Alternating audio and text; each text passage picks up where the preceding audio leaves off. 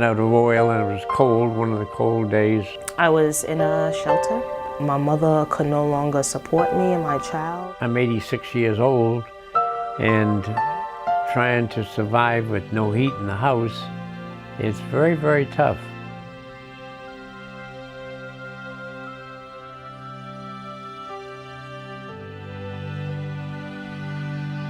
Oh, there's a tremendous amount of heartache and brokenness and degradation that comes about from what is real poverty. It's a different world than most of us live in. They face challenges we wouldn't even think about. I have 3 children of my own, and I can't even imagine what it would be like to not be able to provide for them.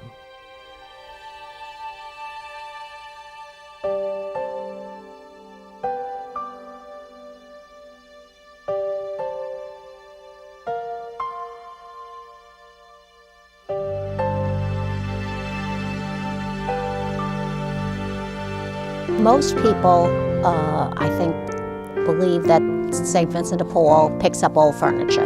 We think of it as the clothing drive box. They don't know why we pick it up, they don't know what we do with it when we get it, and they certainly don't know the scope of all the other things that we as St. Vincent de Paul do. If somebody loses a job, they're having trouble paying the rent, we have resources. If they come to us directly, usually very often to our food pantry, we take care of their immediate need right then and there.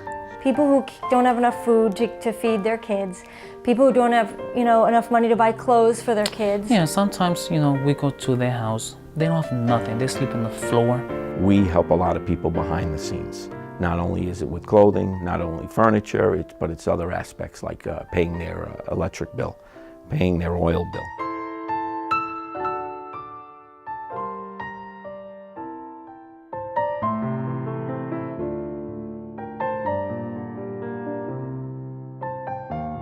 I had to sell both pieces of property. All that went for hospitals, doctors, and medical bills. Well, first, if it's not the electricity, it's the water, and if it's not that, the plumbing, the pipes break.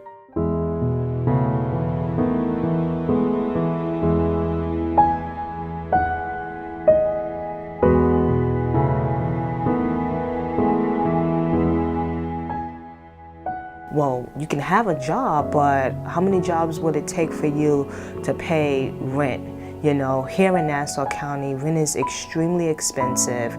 It would have been really difficult, for a parent to survive. Maybe get 2 jobs. School wouldn't have even been an option for me. I wrote a letter, do you mind helping me still continue with my subsidy until I finish with my master's program? And he granted it to me. I was so grateful, so very grateful.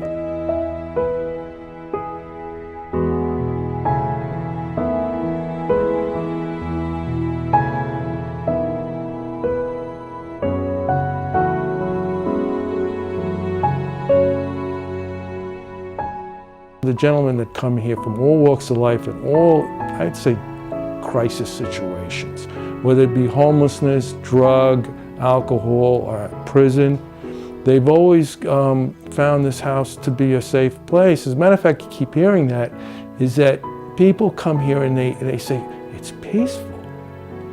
And not everybody has to be drinking or drugging, you see, to wind up homeless.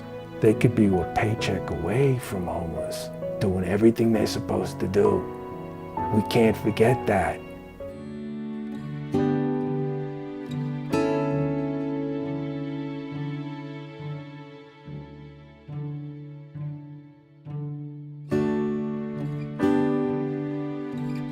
Two of us go out to the home visit. That's unique, that we go to them. They don't have to come and stand in line, fill out forms, all the degradation. Some of them are just too proud for that. Until I first started on home visits in a community where there are manicured lawns and PVC fences, until I went behind those closed doors, this is about 9 years ago, I did not know what suffering, what troubles people were having in my own neighborhood. What you talk about someone on the phone or what they fill out an application form may not be what they really need.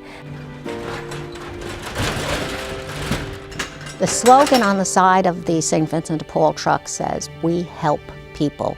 We don't ask them their age, we don't ask them their gender, we don't ask them their race, we don't ask them their religion. We just ask, do you need help?